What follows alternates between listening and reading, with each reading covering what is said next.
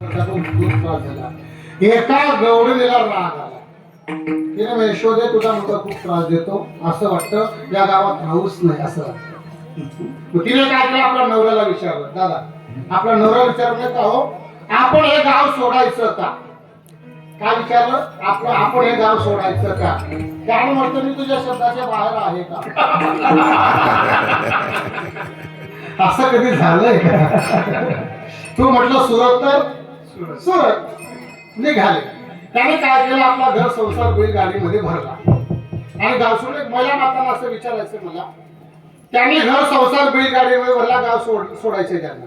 पूर्वी कोणतंच वाहन नव्हतं, फक्त काय होतं, बैलगाडी होतं.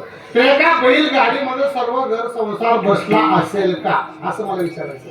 काय मत आहे तुमचं, बसला असेल का? नाही ना, पण मला असं वाटतं 100% बसला असेल. कसं काय?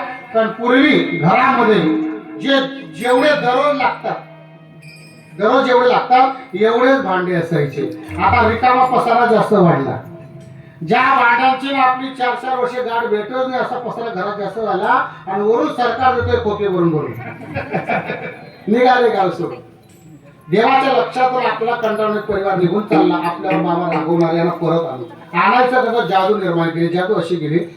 त्या वेळेला देवाने तहान लावली. बाईने नवऱ्याला म्हटलं म्हणे का मला खूप तहान लागली, जरा गाडं थांबवा, झाली घ्या पाणी घेऊन. त्याने गाडं थांबवलं, झाली घेतली, तो नाल्यामध्ये खाली उतरला. तो खाली उतरला. देवाने त्या बाईच्या नवऱ्याचं रूप घेतलं, सेम टू सेम जसाच तसा रूप घेतलं आणि झाडी घेऊन तिकडून आला. त्या बाईला पाणी दिलं आणि गाडं सुरू झालं. मग तिचा नवरा झाडी घेऊन वर मग आलं, वरलं पाणी की गाडं कसं काय चाललं, धावत आला, आडवा झाला का हो होय पहिली गाडं ती पत्नी माझी आहे. जो पुढे बसला होता तो म्हणतो त्या बाईला विचार कोणाची आहे. आता ही बाई गोंधळात पडली, दोन्ही सारखे, दोन्ही पाणी घेऊन आले. ते भांडायला लागले, ते म्हणून थांबा, भांडू नका, तुम्ही दोन्ही सारखे, मला ओळखता येत नाही, आपण गावात परत जाऊ आणि नंद बाबाला विचारू. भगवान म्हणे तेवढ्यासाठी झालं मी, चला परत आले. त्या बाईने नंद बाबा म्हटलं म्हणे बाबा ही 2 माणसं दिसायला सारखी आहेत, याच्यात माझा एक पती आहे, पण मला ओळखता येते, तुम्ही निवडून द्या. नंद बाबा विचार करतात, ज्या अर्थी दिसायला 2 सारखे त्या अर्थी याच्यात आपला एक कृष्ण असला. कारण आगो कोणा फक्त याला जमतं, इतर कोणाला जमत. खेळतो येण्याची खेळावा, नटतो येण्याची अवघावा. आता निवडायचा कसा, मग आयडिया केली. आयडिया अशी होती, त्या गावात एक मोठा खड्डा होता, 100 फूट खोल, लांबी रुंदी 100 फूट होती. नंद बाबा म्हणजे हा खड्डा एका उडीत जो पार करून जाईल, बैलगाडन पत्नी त्याची. जो भगवान होता गवळी झालेला, तो विचार करतो मनातल्या मनात, असा एकच काय तो वगैरेपर्यंत जरी एक केला तरी करून जातो, तो देव आहे.